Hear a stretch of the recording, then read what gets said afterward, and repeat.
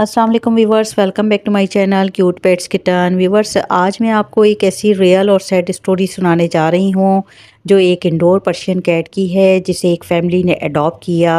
बहुत प्यार दिया, तवज्जो दी, मगर वक्त गुजरने के साथ साथ जब उनकी मसरूफियात में इजाफ़ा हुआ तो उनकी तवज्जो में कमी आना शुरू हो गई, जिसकी वजह से वो कैट बहुत ज़्यादा लोनली फ़ील करने लगा, स्ट्रेस में चला गया और बिलाखिर उसकी डेथ हो गई।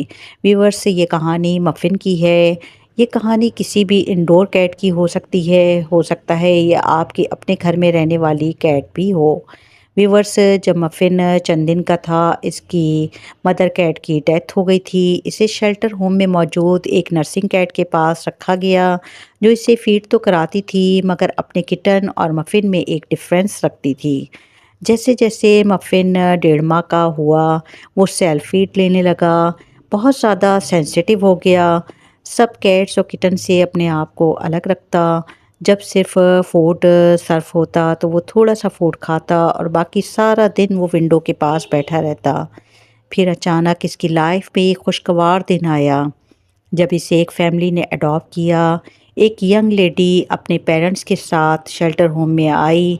उसे मफ़िन बहुत पसंद आया और वो उसे शेल्टर होम से ले गई। ईमान मफ़िन से बहुत प्यार करती थी, इसका बहुत ख्याल रखती थी, इसके साथ खेलती थी, इसको नहलाती, ग्रूम करती, अपने साथ सुलाती। मफ़िन भी इतनी तवज्जो पाकर बहुत खुश रहने लगा। अब वो उदास नहीं रहता था। अपने ओनर के साथ उसकी बहुत अटैचमेंट हो गई थी और आहिस्ता आहिस्ता वो बहुत प्यार करने वाला और प्लेफुल कैट बन गया।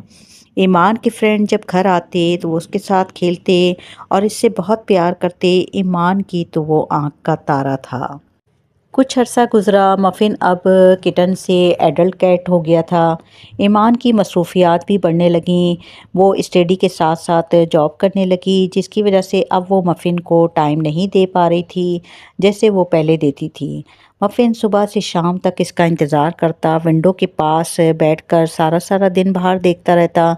लेकिन जब रात को ईमान घर आती तो इतनी थक जाती थी कि मफ़िन के साथ खेल नहीं पाती थी, ना इसको प्यार कर पाती।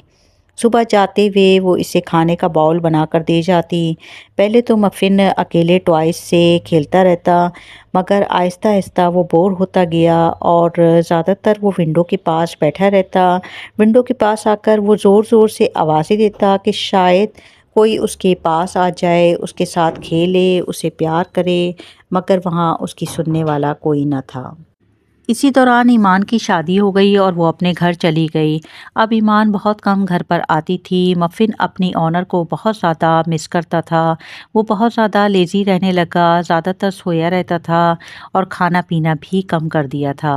ईमान जब घर आती तो उसके पास टाइम बहुत कम होता था। वो उसको लेटे हुए देखती, उसको लगता कि शायद अब वो बड़ा हो गया है और इस वजह से उसने खेलना कूदना कम कर दिया है और खाता पीता भी कम है और सोता रहता है। उसने कोई ख़ास तवज्जो नहीं दी। मफ़िन अपनी ऑनर को बहुत ज़्यादा मिस कर रहा था। वो दिन ब दिन कमज़ोर होने लगा और बहुत ज़्यादा सुस्त हो गया। एक दिन ईमान घर आई तो उसने सोचा कि आज सारा दिन मैं मफ़िन के साथ गुजारूंगी और मफ़िन को बहुत ज़्यादा प्यार करूंगी। जैसे ही उसने मफ़िन को उठाकर अपनी गोद में बिठाया, मफ़िन ने कुछ ख़ास रिस्पॉन्स नहीं दिया। बस एक नज़र उठाकर अपनी ऑनर की तरफ देखा और वापस उसकी गोद में सर रख दिया और अपनी आंखें मूंद लीं। ईमान ने महसूस किया मफ़िन बहुत ही ज़्यादा कमज़ोर हो गया है। उसकी फ़र भी उसे बहुत ज़्यादा डल लगे। वो फ़ौरन मफ़िन को डॉक्टर के पास लेके गई। वेट ने बताया कि मफ़िन की डेथ हो चुकी है क्योंकि वो बहुत ज़्यादा स्ट्रेस में था और लोनली फ़ील कर रहा था, जिसकी वजह से उसका हार्ट फेल हो गया है। व्यूवर्स, ये कहानी किसी भी कैट की हो सकती है। व्यूवर्स, जब हम किसी किटन को अडॉप्ट करते हैं, किसी कैट को अडॉप्ट करते हैं, तो ये हमारी ज़िम्मेदारी है कि हम उनको पूरी तवज्जो, प्यार और मोहब्बत से पालें और उनका ख़्याल रखें। सिर्फ़ खाना देना ही काफ़ी नहीं होता, उनको हमारे प्यार और मोहब्बत की भी ज़रूरत होती है। व्यूवर्स, सिर्फ दिन में 15 से 20 मिनट आप उनके साथ टाइम ज़रूर स्पेंड اسپینڈ کریں، ان کو پیار دیں، ان کے ساتھ کھیلیں، تو آپ کی کیٹ کبھی بھی اسٹریس کا شکار نہیں ہوگی اور ہمیشہ خوش رہے گی۔ ویورز، اپنا بہت زیادہ خیال رکھیے گا اور دعاؤں میں یاد رکھیے گا۔